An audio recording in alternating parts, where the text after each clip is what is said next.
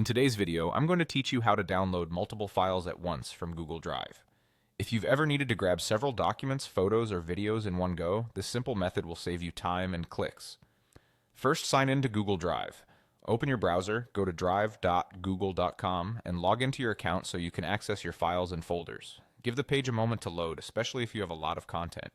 You'll know you're in the right place when you see your folders and files laid out in either a grid or a list. Next, locate the files you want to save.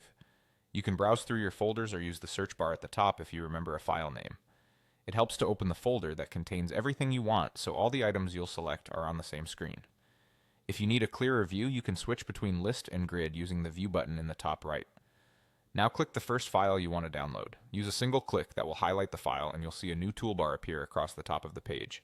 This toolbar is your signal that Drive is ready for multi-selection and batch actions. With that first file highlighted, hold down the Control key on your keyboard, and while holding it, click each of the other files you want. Keep Control pressed as you go so you add files to the selection instead of replacing it. On a Mac, use the Command key for the same effect. If you accidentally open a file, just close it and return to the folder, then continue selecting with single clicks. Take a moment to double check that every file you need is highlighted. Once all your desired files are selected, look at the top toolbar and click Download. It's the icon with a downward arrow. Google Drive will prepare your download. When multiple files are selected, Drive packages them together and your browser begins saving them. This may take a moment if the files are large or there are many of them. Watch your browser's download area to see the progress and don't close the tab until it finishes. When it's done, your files will be saved to your usual downloads location. That's it.